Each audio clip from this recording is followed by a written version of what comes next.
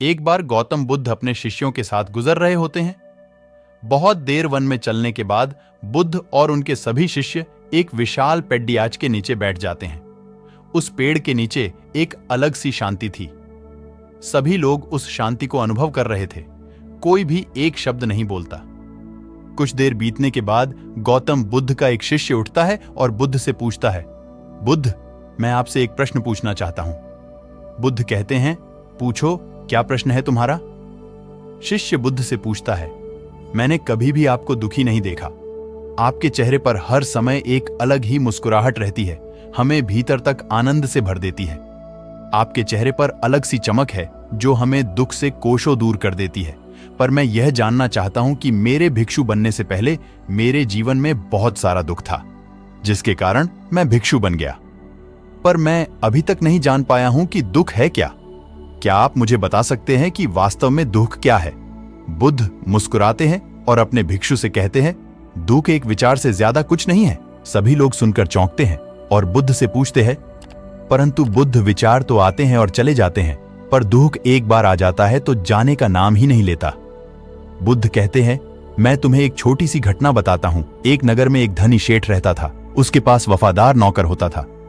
वह शेठ अपने नौकर पर बहुत विश्वास करता था।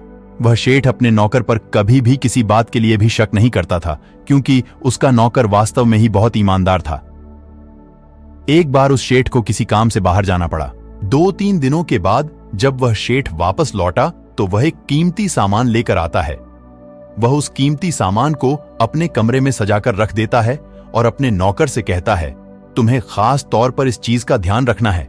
ध्यान रहे यह टूटे नहीं, यह मेरा बहुत प्रिय है। नौकर कहता है, मालिक, मैं पूरा ध्यान रखूंगा, आप चिंता न करें। अगले ही दिन वह नौकर पूरे घर की सफाई कर रहा होता है। सफाई करते करते वह शेठ की उस कीमती चीज के पास पहुंचता है और उसकी भी सफाई करने लगता है। सफाई करते वक्त वह कीमती चीज उस नौकर के हाथ से फिसल जाती है और नीचे गिर जाती है। शेठ को यह बात पता चलती है और वह नौकर के पास आता है और नौकर को खूब डांटता धमकाता है, पर न तो वह उस नौकर को नौकरी से निकाल सकता है और न ही उसे पीट सकता है, क्योंकि वह उसका बहुत वफादार और पुराना नौकर था। इसीलिए वह डांट धमकाकर ही उसे छोड़ देता है। शेठ अपने उस कीमती चीज के बारे में सोच सोचकर बहुत दुखी हो जाता है।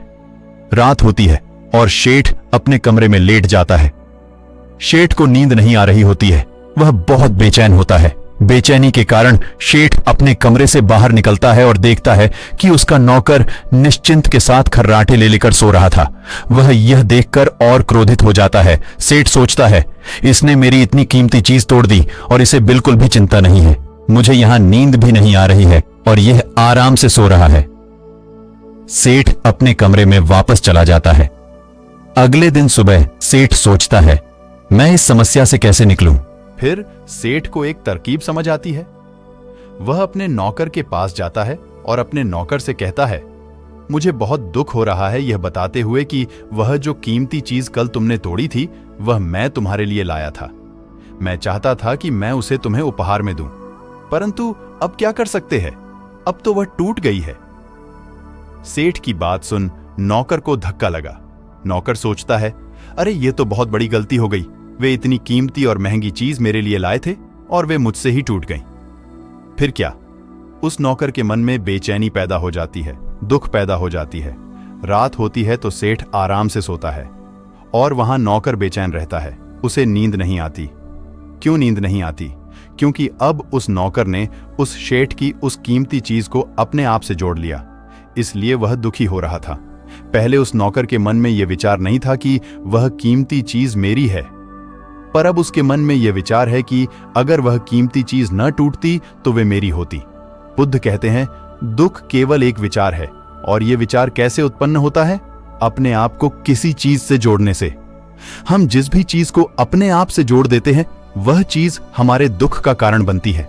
लेकिन वास्तविकता तो यह है कि कोई भी चीज हमसे जुड़ नहीं सकती। हर चीज आपके पास है, आपकी है, पर कुछ समय के लिए। कुछ समय के बाद वह आपसे दूर हो जाएगी। उस दूर होने की घटना को स्वीकार करें और आगे बढ़ें। दोस्तों, अगर वीडियो पसंद आया तो अपने दोस्तों रिश्तेदारों को भी शेयर करना। वीडियो को एक लाइक कर देना और चैनल को भी सब्सक्राइब कर लेना। मैं मिलूंगा आपसे अगले वीडियो में।